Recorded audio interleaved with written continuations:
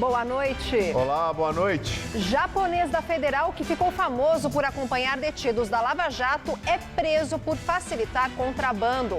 Comissão do Senado não aceita pedido de Dilma para realizar perícia nas provas. A defesa diz que vai recorrer ao STF. Em encontro com empresários, Temer afirma que emprego só virá se houver a atuação da iniciativa privada.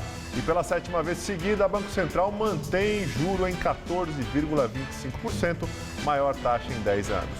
Você acompanha essas e outras notícias daqui a um minuto, após um rápido intervalo. Qual Casper você é? Eu sou jornalismo.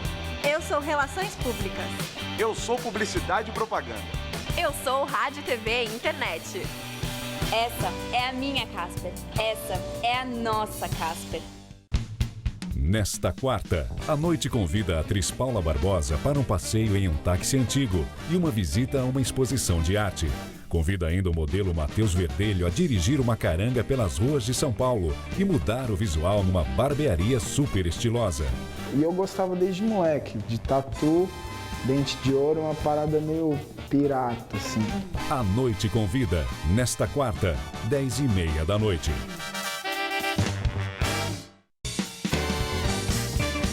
Oferecimento Faculdade Casper Libero, formando os melhores profissionais da comunicação.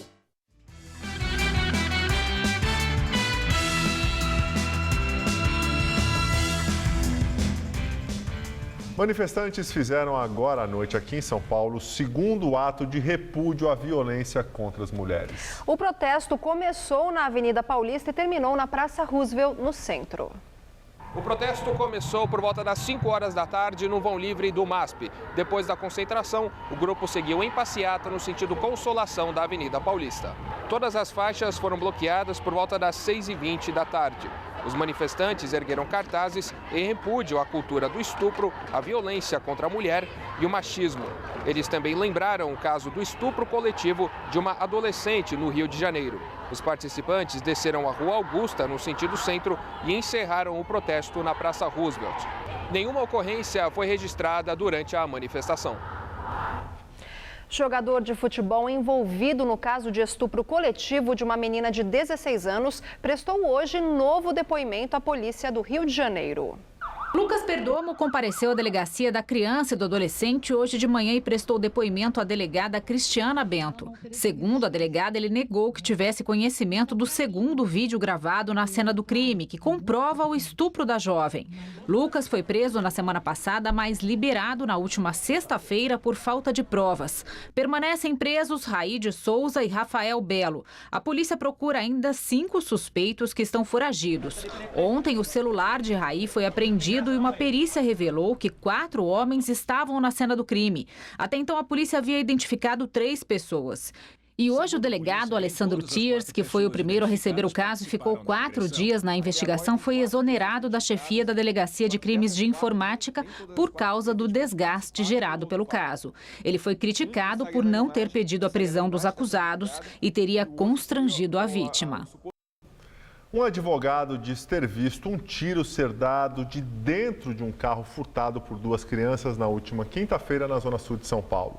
Na ação, um garoto de 10 anos morreu.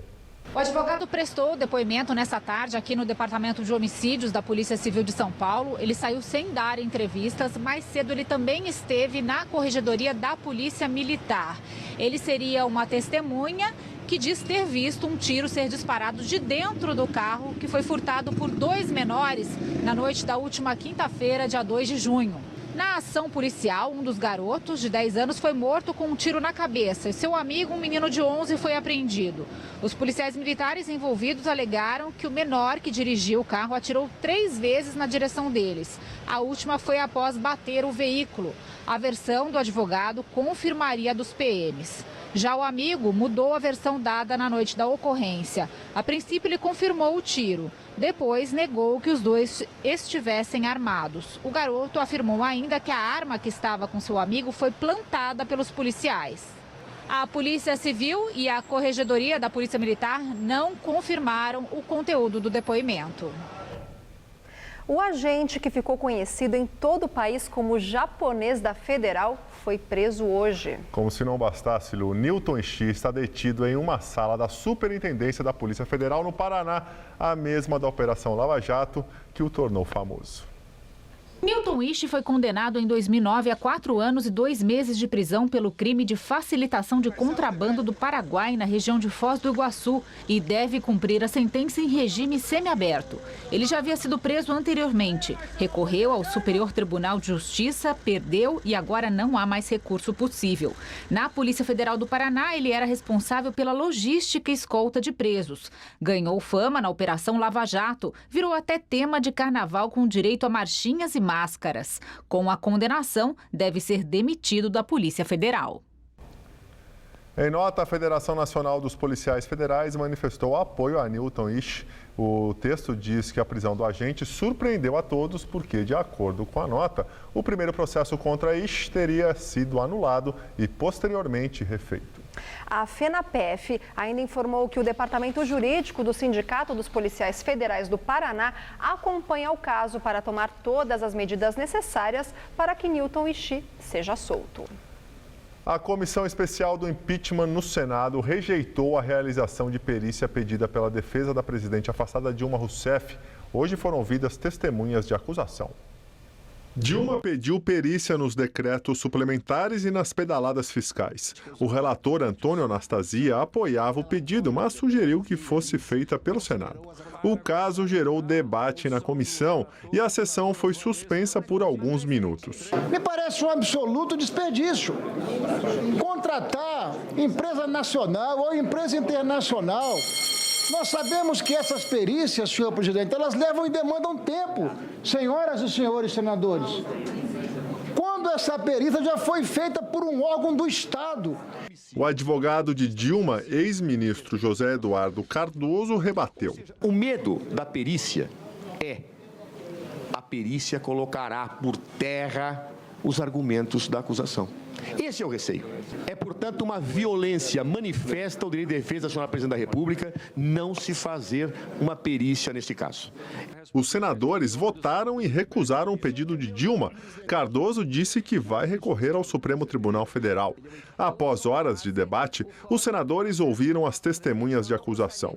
O primeiro a falar foi o procurador junto ao Tribunal de Contas da União, Júlio Marcelo Oliveira, que voltou a dizer que Dilma cometeu crime de responsabilidade. Segundo ele, Dilma tinha a obrigação de saber da dívida do Tesouro com os bancos federais. Ela é responsável pela gestão das finanças públicas no país. E a comissão do impeachment no Senado continua ouvindo testemunhas de acusação.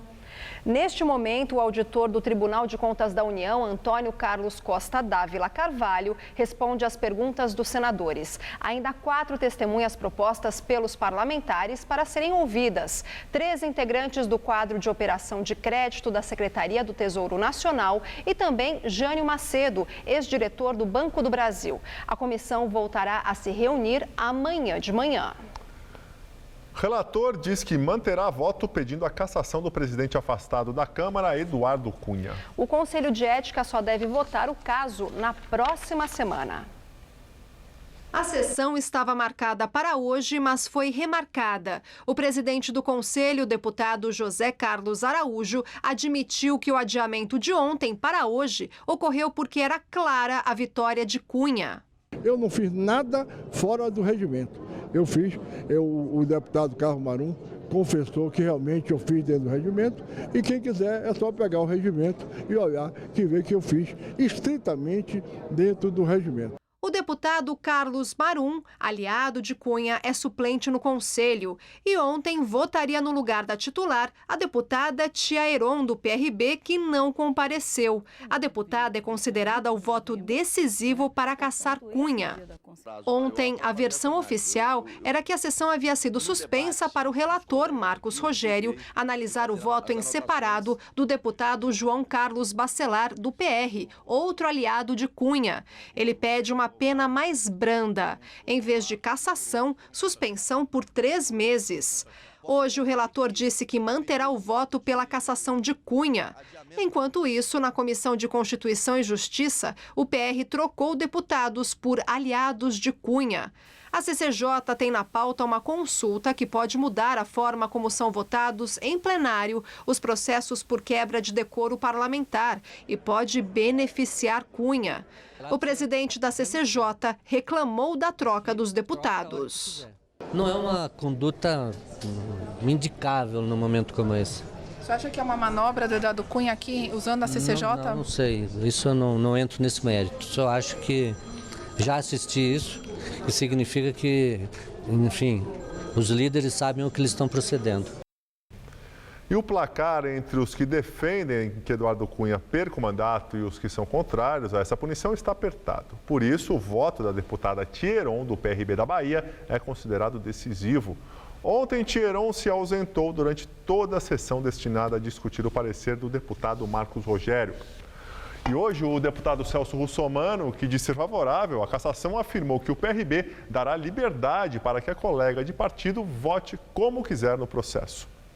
E direto de Brasília, Josias de Souza fala sobre a situação de Eduardo Cunha. Depois de 7 meses de sucessivas manobras, está pronto para ser votado no Conselho de Ética da Câmara o pedido de cassação do deputado Eduardo Cunha. Deveria ter sido votado ontem, foi adiado para hoje, foi adiado novamente para a semana que vem. Dessa vez, o adiamento não se deve a nenhuma nova manobra de Eduardo Cunha, mas aos adversários dele. Os partidários da cassação do mandato farejaram uma derrota. Hoje, Eduardo Cunha seria salvo no Conselho de Ética por 11 votos a 9. A despeito de tudo o que se sabe sobre esse personagem, a maioria do Conselho de Ética da Câmara quer livrar a cara de Eduardo Cunha, salvá-lo. Quer impor a ele, no máximo, uma suspensão de uns 3 meses. Diante disso, é possível tirar 2 conclusões. A primeira delas é de que Eduardo Cunha carrega mesmo na coleira um grupo de deputados. Uma coleira de diamantes, se é que você me entende. A segunda conclusão é de que a ética do Conselho de Ética da Câmara cabe numa caixa de fósforos e ainda sobra espaço. Boa noite. Presidente interino da Câmara dos Deputados, Valdir Maranhão, do PP, deixa o plenário 1 hora depois de tentar presidir a sessão. A pauta principal era a prorrogação da desvinculação de receitas da União, a DRU. Deputados se revezaram na tribuna para fazer discursos contra a presença de Maranhão. Vossa Excelência não reúne condições para dirigir uma sessão dessa relevância. É necessário um ato de renúncia nesse momento de Vossa Excelência da direção dos trabalhos. O segundo vice-presidente da Câmara, deputado Jacobo, do PR, passou então a conduzir os trabalhos. O presidente interino Michel Temer recebeu no Palácio do Planalto cerca de 200 empresários da indústria, comércio e agropecuária. Foi seu primeiro compromisso voltado especificamente para lideranças empresariais. Temer afirmou que o emprego só virá se houver a atuação da iniciativa privada. Temer disse que o governo tenta restabelecer a confiança na economia nacional e espera se fortalecer com o apoio do setor produtivo. Confesso aos senhores que essa coisa de ideologia hoje está inteiramente fora de moda. O que as pessoas querem são resultados. Se os resultados forem positivos, todos aplaudem. Se negativos, todos vaiam. Entre as medidas em estudo, Temer destacou a retomada do equilíbrio das contas públicas. O Brasil ganha 1 e gasta 1.000. Então, nós precisamos recuperar esta equação paritária entre a receita e a despesa. Temer afirmou que suas ações não são de um governo transitório. Eu estou num governo ainda, como lembrou alguém, um governo transitório, mas eu não ajo como se estivesse num governo transitório, porque se eu for esperar que num dado momento haja uma solução, eu paraliso o país. E elogiou os integrantes do seu governo. Até vou fazer uma brincadeira, se um dia eu não estiver mais, mas o governo mantiver esta equipe econômica e esta equipe governamental, o Brasil está salvo. Não tem a menor dúvida disso, né? De acordo com o ministro da Fazenda, Henrique Meirelles, a crise econômica atual pode ser maior que a depressão dos anos 30. Nós estamos vivendo a crise mais intensa da história do Brasil. Vamos aguardar ainda o final desse ano mas não será surpresa para muitos analistas se a contração, a recessão desse ano for a mais intensa, a maior, desde que o PIB começou a ser medido no início do século XX. Vamos continuar falando de economia. O Banco Central decidiu manter a taxa básica de juros em 14,25% ao ano. A reunião do Comitê de Política Monetária terminou agora à noite e ainda foi presidida pelo atual presidente do Banco Central, Alexandre Tombini. O economista Ila Goldfein, indicado para o cargo, só foi aprovado ontem pelo Senado, o que impediu que ele já assumisse o posto hoje. Essa é a 7ª vez que o Copom decide manter a Selic inalterada. E mais cedo, o IBGE divulgou que a inflação voltou a acelerar. Segundo o Instituto, o índice de preços ao consumidor amplo, o IPCA, subiu e fechou em 0,78% em maio. Considerando apenas o mês de maio, esse índice é o maior desde 2008. No ano, de janeiro a maio, o IPCA acumula avanço de 4,05%. E agora o comentário de economia com Vinícius Torres Freire. Você lembra quando teve a inflação do tomate? Faz uns anos, logo antes de começarem os protestos de junho de 2013, a gente falava do tomate, mas a inflação da comida em geral é que estava muito alta. Pois então, faz alguns meses, os preços da comida e da bebida estão subindo quase no mesmo ritmo daquele começo de 2013, quando as pessoas começaram a ficar irritadas com o governo de Dilma Rousseff. A inflação média de alimentos e bebidas aumentou 12,3% nos 12 meses contados até maio. Chegou a passar de 13% em março e abril. Na média geral, a inflação ainda está na casa dos 9%. Pelo menos vai começar a cair? É o que está se prevendo desde meados do ano passado. Tem caído, mas tão pouco que mal se percebe.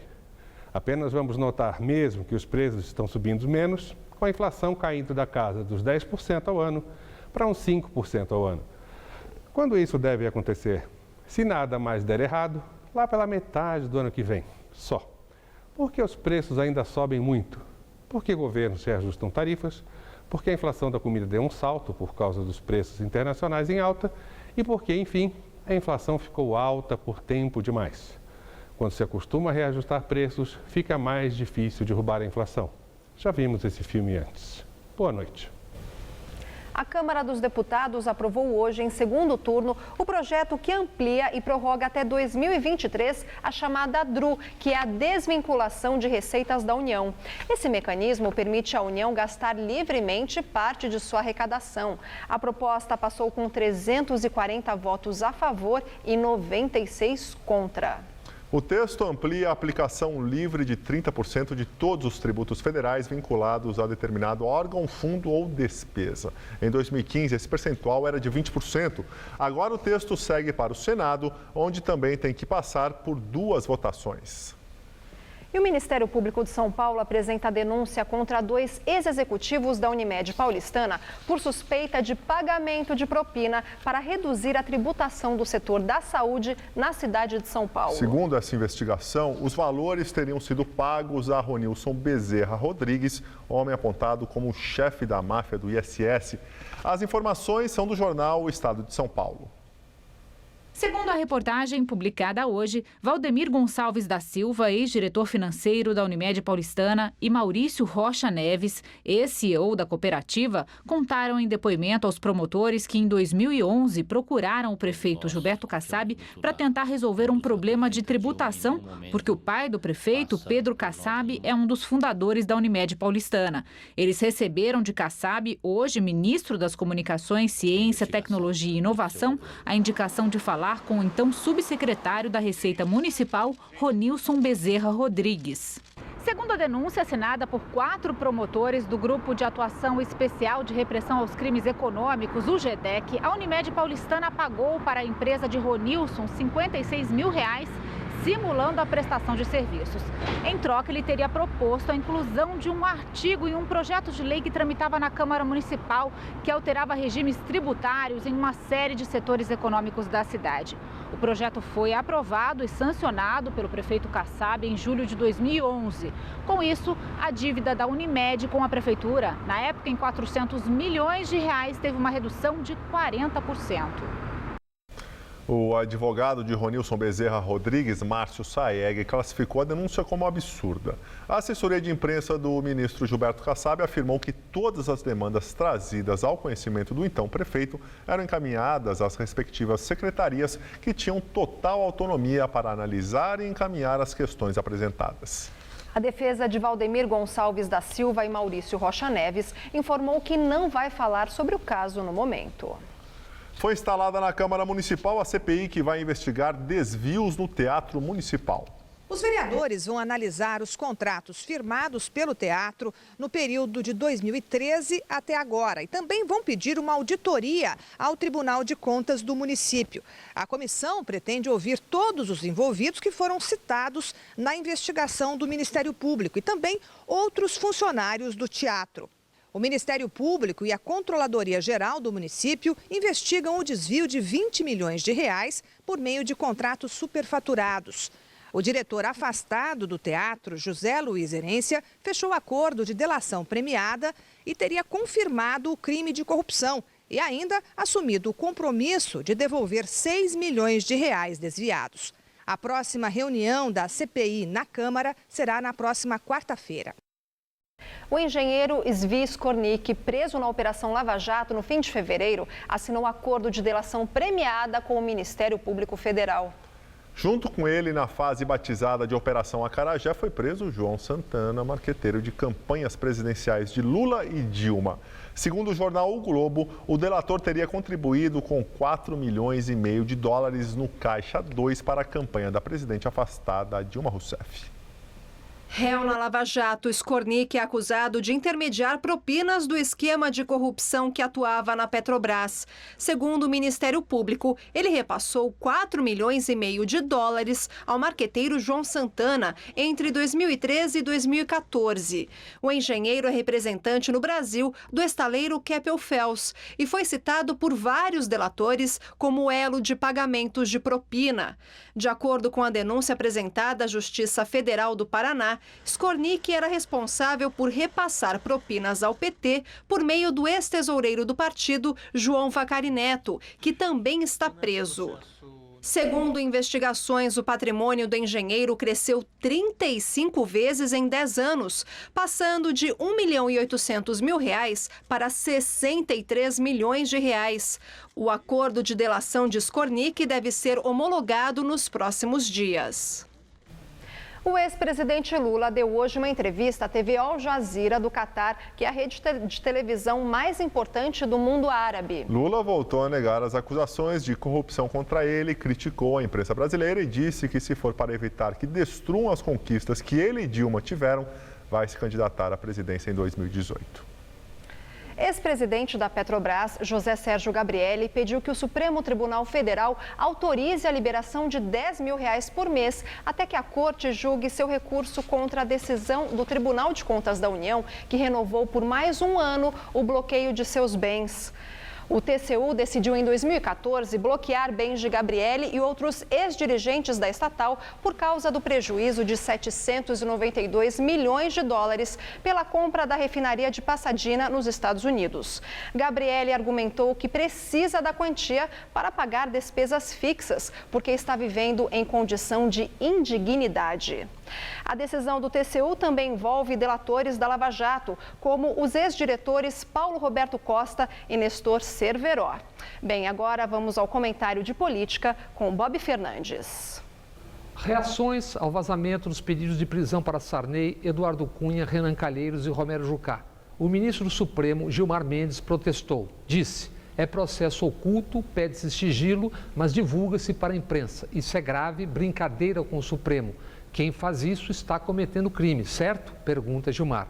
Certíssimo, mas centenas de vazamentos ocorreram nos últimos 2 anos nas investigações do Petrolão. Há 3 meses, de maneira ilegal, foi gravada parte de conversa entre a presidente Dilma e o ex-presidente Lula, com vazamento ilegal da porção ilegalmente gravada. O ministro Zavascki criticou, cobrou o juiz Moro. O que disse então o ministro Gilmar Mendes sobre o vazamento? disse que a divulgação foi correta e que importante era discutir o conteúdo extremamente grave. Agora, Gilmar Mendes disse ser preciso chamar às falas os responsáveis. Em 2008, preso Daniel Dantas, Gilmar e o senador Demóstenes foram ao Planalto para protestar contra grampos que não existiram e chamar às falas o presidente Lula. Como era previsível, agora as delações, enfim, começam a pegar geral. É o que mostra vídeo que não interessa a tantos que pontificam sobre corrupção. O blog de Fausto Macedo, do Estadão, mostra o delator Cerveró dizendo no 10º minuto de vídeo em depoimento que está online. A Odebrecht sempre teve profunda influência na Petrobras, desde a época do Renault, ex-presidente da companhia. Prossegue Cerveró. A Braskem é um dos maiores escândalos criados na época do Fernando Henrique. Não foi o Lula quem inventou. Essas coisas não são investigadas e é com isso que eu fico impressionado, diz Cerveró. Continua ele. A Braskem é um escândalo feito com a Odebrecht. Nesse exato instante, quem interroga Cerveró o interrompe e busca mudar de assunto perguntando: mas passados 2 anos, Cerveró então vira-se para alguém ao lado, franze testa e sobrancelha, balança mãos e cabeça com quem diz: tá vendo? E então conclui: isso é que me chama a atenção. Cerveró, entenda uma coisa, isso nunca vem ao caso. Boa noite. Bem, nós ficamos por aqui. A edição de hoje pode ser vista no site do Jornal da Gazeta. Ótima noite para você também, Gabriel. Você também, Lu. Até amanhã. Valeu pela companhia. A gente se vê amanhã. E não se esqueça, você fica agora com A Noite Convida com Paula Vilhena. Tchau.